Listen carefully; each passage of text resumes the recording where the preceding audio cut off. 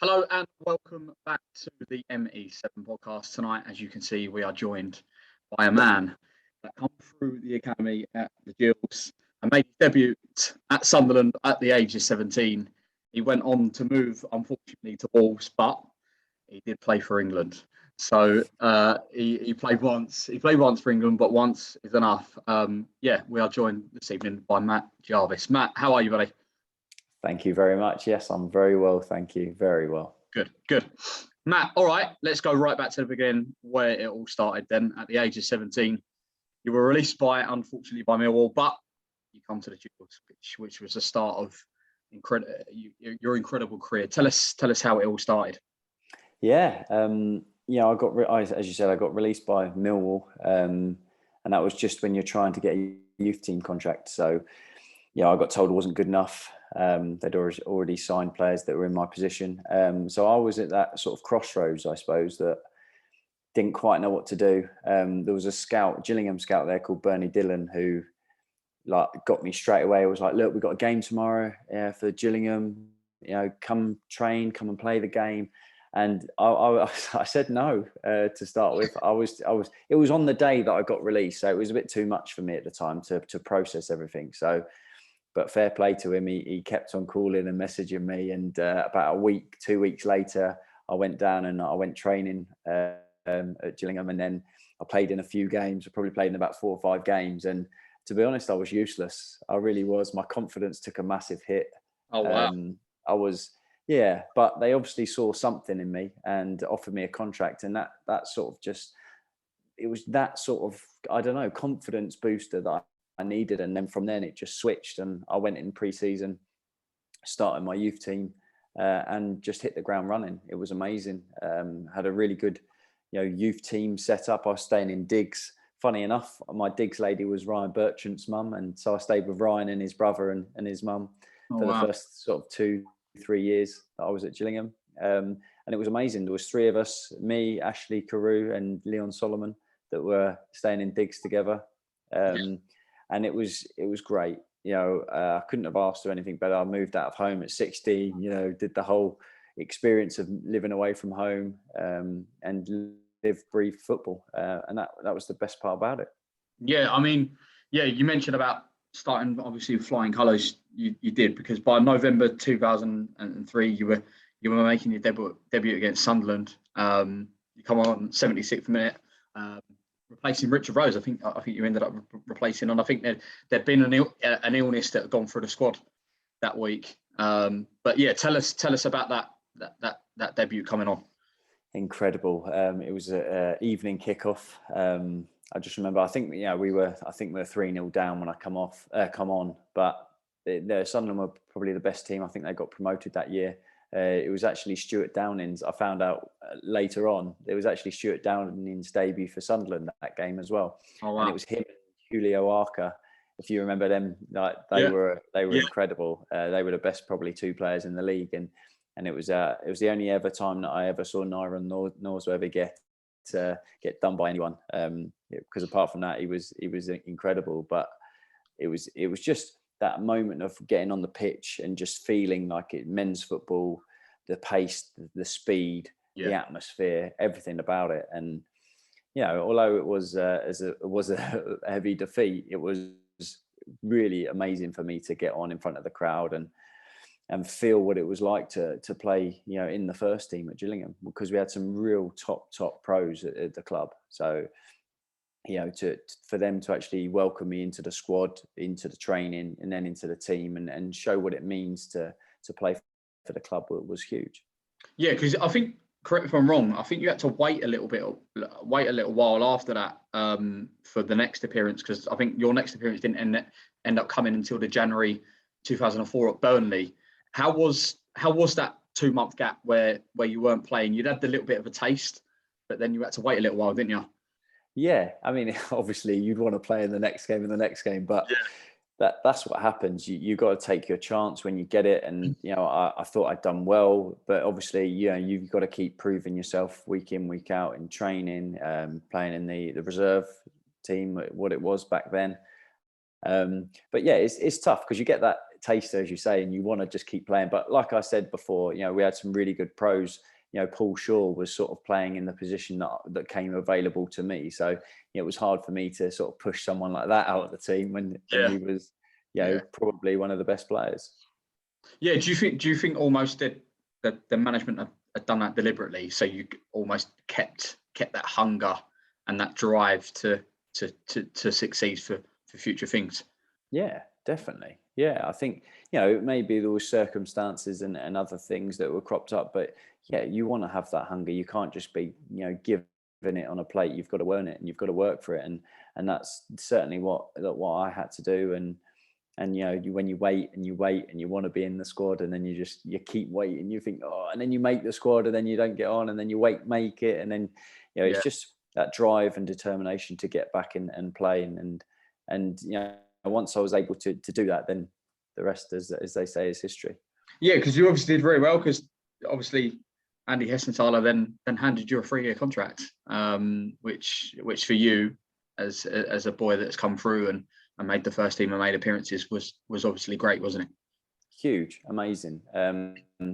Yeah, I mean, I didn't have an agent at the time. I didn't have anything. It was one of them that, I remember Gaffer or Hessenthaler, whatever you want to call him.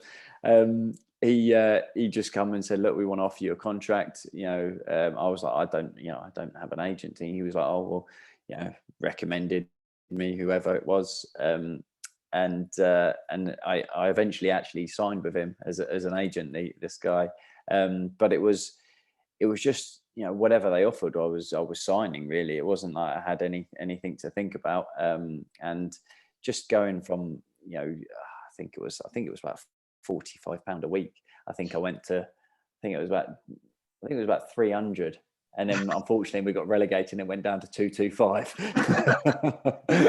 But it was just a really amazing sort of lift and belief. And I suppose a reward for the work that I'd done.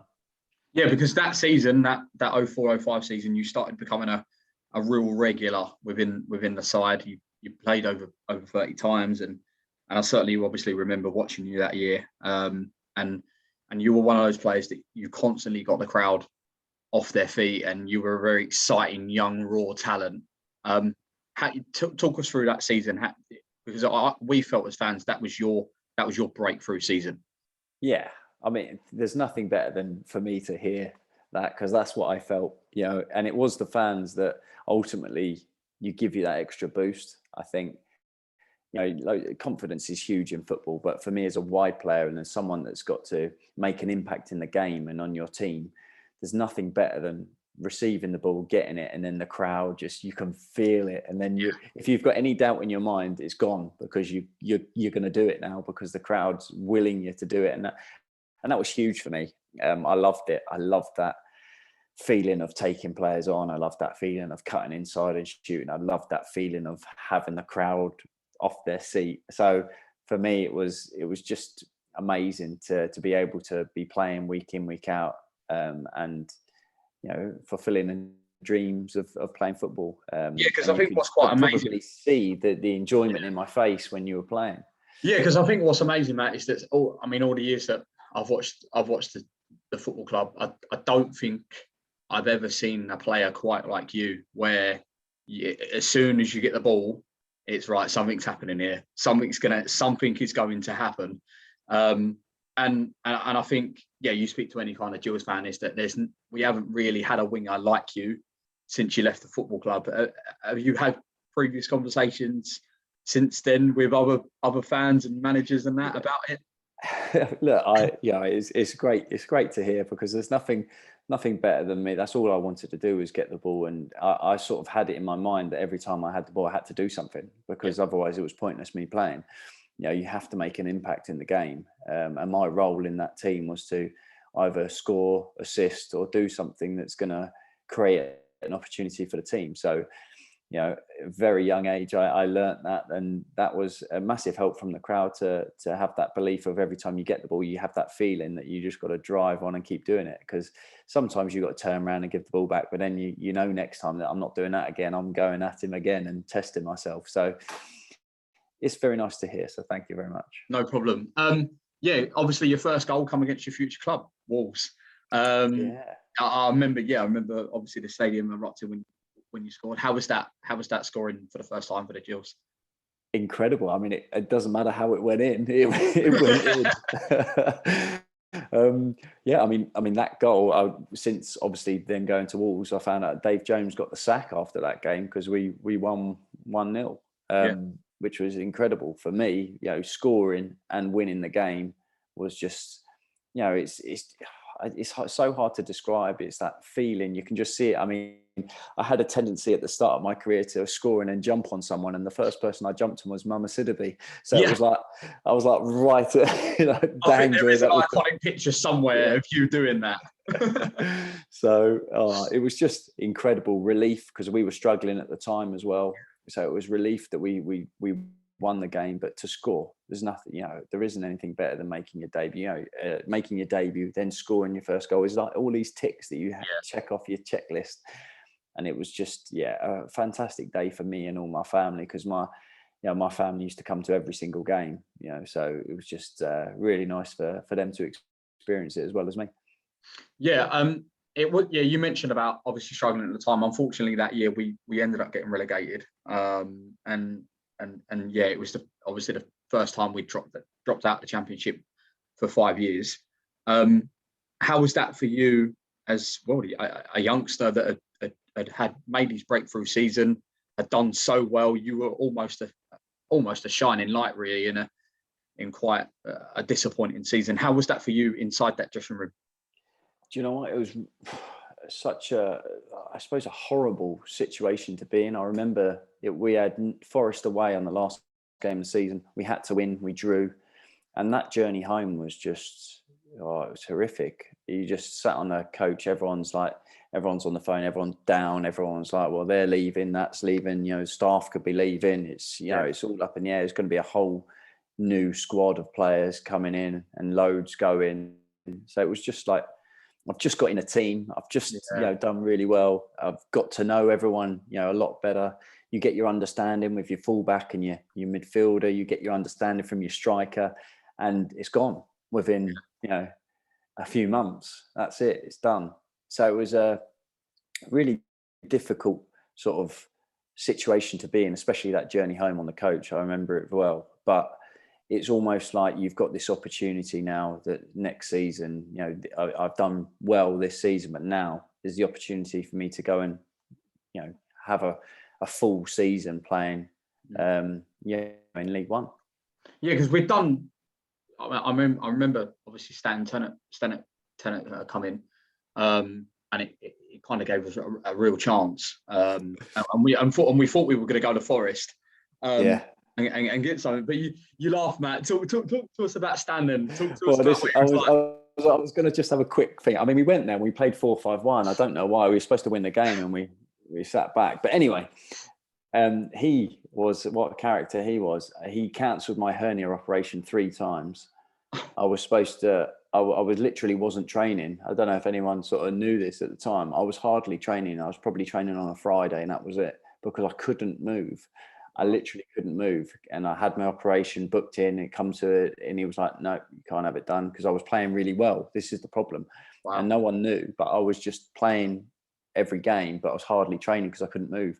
And then it was just. But funny enough, it was actually good for me in the long run. I don't see it that way at the time, or still now. We should never have stopped my operations, but it actually benefited me because in the end, we played against Sunderland away at the Stadium of Light, and it was my last game before I had my operation. I played about 70 minutes and I literally couldn't move at the end of it. But who was the manager of Sunderland? Mick McCarthy. And I tore up the right back in the game. I played really well, and he remembers it, and that's part of the reason why he signed me at Wolves. So everything happens for a reason. Everything happens for a reason. But yeah, he was a proper old school manager. He was Stan Ternent. It used to be like he was like, you know, bad cop, and then Ronnie Jepson was bad cop. So it was bad cop, bad cop. It was like you used to get twice. Yeah, and then like Stan would go nuts, and then go, "Tell him, Ronnie," and he'll go again, and you're like, incredible. But two good guys, but yeah, it was interesting time period there. Yeah, because obviously we went down to League One, and in fairness, we were at the time one of the big boys. We were one of the big boys. We were probably our favourites to go up straight back up. Did you feel that in the change room? Was that the chat in the summer that, or what was it that we've just got to consolidate and just try and chill? Yeah, I don't think there was like that sort of thing. Right, we're going to bounce straight back up. This is what we're doing. I think it was like, I don't think the squad was fully done start of pre-season, so it was all adding pieces to the puzzle, I suppose. But I suppose selfishly, you just got to think of, like, for me, I was thinking, oh, right, I've done well last year. Whoever's coming in, whatever players it is, it's not going to be the left winger that's going to be coming in and taking my place. So you've got to be thinking selfishly, right, I'm going to do as best I possibly can in pre-season, be the fittest I possibly can, ready to go, so that I'm playing week in, week out. That's the only thing that I could think of at the time. And then once you've got your squad of players, then you sort of learn by the end of the pre-season, you're going into the season, you then realise what sort of team you've got together and how well you can do. Yeah. And that's ultimately what it was. Yeah. Tell us about that first year back in League One. Was it tough? Yeah, I mean, obviously it's tough. It's not quite the championship, but at the same time, I enjoyed it because I was able to carry on where I left off in the championship, really. And that's, at the time, a lot of the fullbacks were sort of either older, experienced players or young players. So you had there wasn't your steady Eddie fullbacks at the time. They're all either old that have been and played at top level but got no pace anymore, or they're young and haven't quite learnt the game. So I was having a field day, to be fair. It was enjoying myself, either if they had no pace, then I just kept on sprinting in behind them. And the amount of penalties that I used to win with that little sprint in the last minute and then just get me toe and just getting smashed. It was very famous kind of, it was either you'd run down the byline and check in, or it was very much you'd cut inside, then check the other way. And then and then it was a very iconic kind of check in, check out, wasn't it, from you? That's right. I mean, I carried that my whole career. That was, if it's not broke, don't fix it. That was it. You did very well in League One. I mean, you got yourself in a PFA Team of the Year. You won multiple awards at the football club. I mean, as a kind of I think at the time you were definitely one of, if not the best, attacking player in the division. Did you feel that as well? Yeah, I mean, I knew that I was doing well. Obviously, there's a lot of newspaper articles which I was given from my family, but I was just enjoying my football. I really was. There's nothing better than playing, feeling injury free, and playing week in, week out, and scoring goals, getting assists, enjoying your football, getting your fans off their seats. There isn't anything better, and that's what I felt that season. Really, I think that was the enjoyment factor of just actually going out and playing week in, week out. I think it's the best part of being a footballer.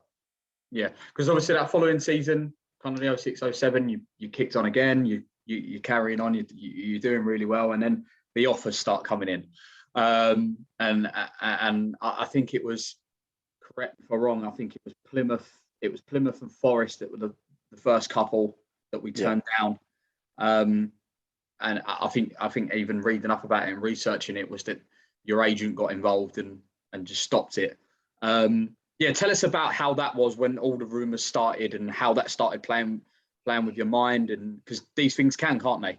Yeah, they certainly can. But I think for me, I sort of, at that age, I think, what was I, 19, I think I was 19. So I was still young, still not really experienced what all of this was about. I went on trial, got into the youth team, then made it through to the first team. I've not experienced that whole transfer saga, that everything that goes on. Obviously, it's nice to see your name in the paper and doing well and being linked here, then everywhere. But I was, I didn't know whether someone was gonna bid for me, or if they were gonna turn it down, or if anything was gonna happen. So for me, it was just still play, enjoy, and just keep playing your football, because if you're doing well, and at the time I think my contract was then up at the end of the season, so I was in a position that I was able to sort of not put it in my hands as such because of the Bosman rule, but I was in a position that it was hard to trying to say this in the right way. I was in a position that Scally came out and said that he'd offered me the best contract that someone has ever been offered in my age. Well, if I signed that contract, he would have hated me, and it wasn't. I can't imagine that it would have been. Really? Was it honestly that much or not? No, but he knew that I was never going to sign. So right. he was saying all of this, and it wasn't like, I can't even remember it now, because I honestly, if I'm totally honest with you, I didn't really even sort of not take any notice, because I know it wasn't a real offer as such, because I think he was just trying everything and then blowing everything up in the papers to say it's the best offer we've ever given anyone his age, blah, blah, blah. But for me, I sort of seen, I'd done so well in the Championship, I'd done so well in League One, and I was still doing really well when my contract was up, and I was like, well, if there was ever an opportunity for me to go and progress and play at a higher level, then, if I had the option of, being sort of up as such, but having the Bosman rule, then that was it. And, as I said to you before, so everyone else was on a lot more money than me. Funny story, very quickly. I just signed my contract, and as I said, I was on £300, and then we got relegated with a 25% clause. And he was like, "Oh, don't worry, we won't take it off you." I was like, "Oh, brilliant." And then the first paycheck was out; it was down to 225, and that was it. That was it until I left. Didn't exactly stick to his word then, did he? No. Maybe give him a call and ask for all the money back. You've created them enough fees moving to West Ham and England, haven't you? Exactly. So, yeah. I think it was one story. I think it was one story where Martin Allen was the Gills boss, and they and Scally and Alan were sat around the dinner table, and they'd heard the news that you'd gone to West Ham. Oh, I bet they were delighted. And they were kind of rubbing their hands together. I think they bought a whole new team, didn't they? That's why they got promoted. Well, yeah, I think we probably thank you for us winning the League Two title. I saw Martin at the West Ham thing not long ago, and I said, "Oh, right, must have been delighted." He was like, "Yeah." Brilliant. Okay, yeah. So obviously you went to Wolves. It was, you mentioned about Mick McCarthy and Wolves being a club at the time. Massive, weren't they? Massive football club. Yeah. Great manager. Yeah. Well, the thing is, I had quite a few different clubs that were interested. Because I was on a Bosman, it was obviously slightly different. And I had quite a few clubs that were sort of interested, but I actually, Mick McCarthy wanted to see me. He was in holiday in Portugal, so I had to fly out to meet him. He was on holiday, so I flew out. And funny, I don't know if it was set up or not, but when I flew, I met my agent at the time in a hotel just next door to where I was meeting Mick McCarthy, and they had a whole EFL conference. So all of the chairmans and chief execs were all in this one hotel. So it must have been planned. I'm sure it was. But anyway, I met him there, and I saw a few. So there was Forest there. There was all of these other clubs that were there, and all saw me. And then I went off and met Mick McCarthy. But as soon as I met Mick, there was nowhere else I was ever going to sign. No. He's probably my best manager I've worked with. Oh wow. Just really honest. Told me what he wanted to do at the club. Told me why he wanted me to go there. And it was all done very quickly after that, because it was, and I think they just they agreed some compensation rather than going to tribunal, so it was nice and easy for everyone. Wow. Okay. Yeah. Because I'm conscious of time. Let's fast forward past that and to when you arrived at Walsall, and you ended up coming back to Priestfield. Yeah. And you ended up quite frankly, tearing us apart that day in a 3-0. How was that for you coming back as an opposite player, but receiving such great reception? Do you know what? It's the first time I've ever played against an old team ever. Like I've not played against any team, so I was a little bit apprehensive to come back because I had such an amazing time. I still had such a great connection with the fans. I had everything. It was just I don't know. I just didn't want to go back and it to be a bit sour.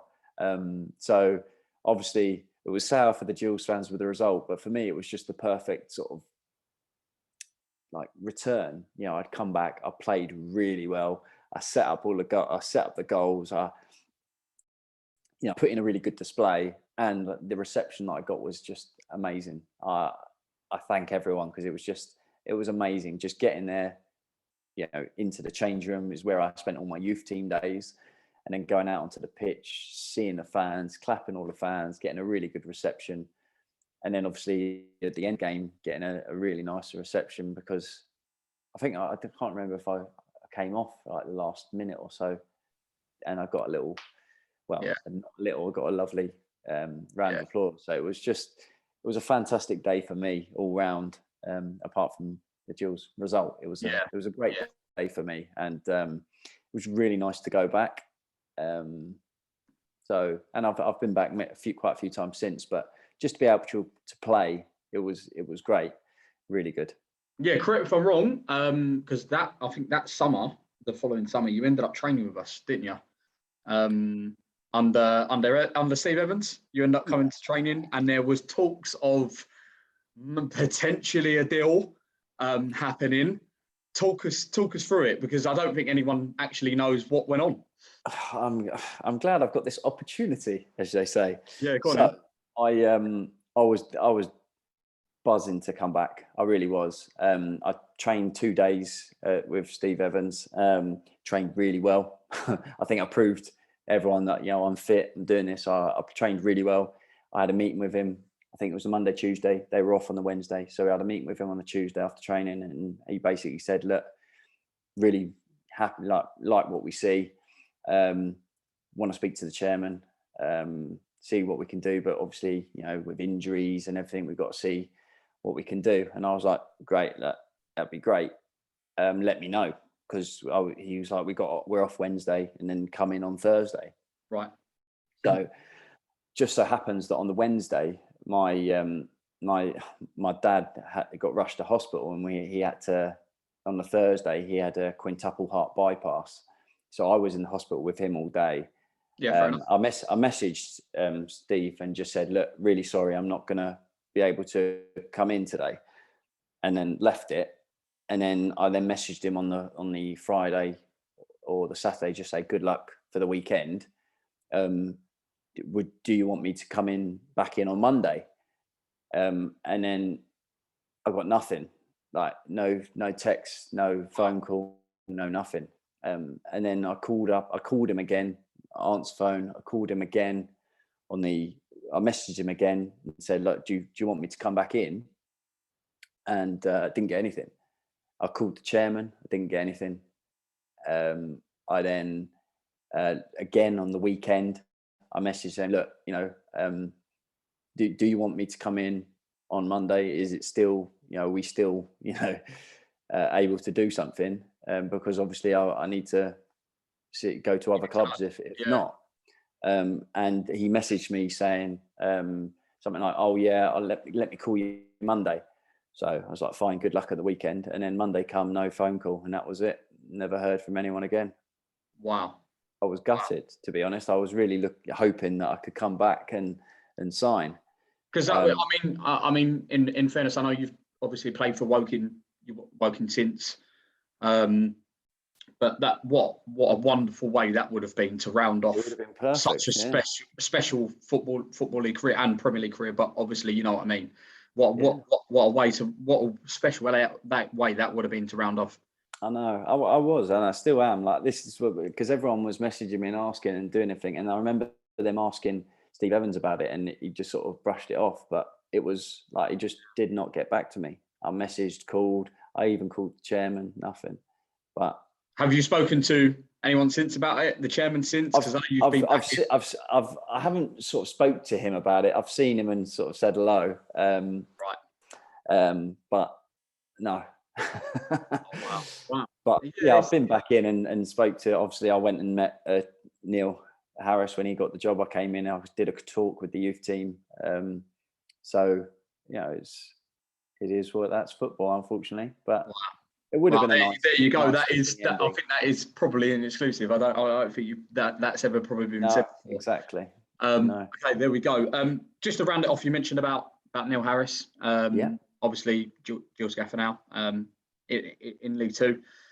Just give us your thoughts ahead of the new campaign, and how do you think that? Well, I think it was it's a fantastic appointment. He's already proved the short time he's been there, what a good manager he is.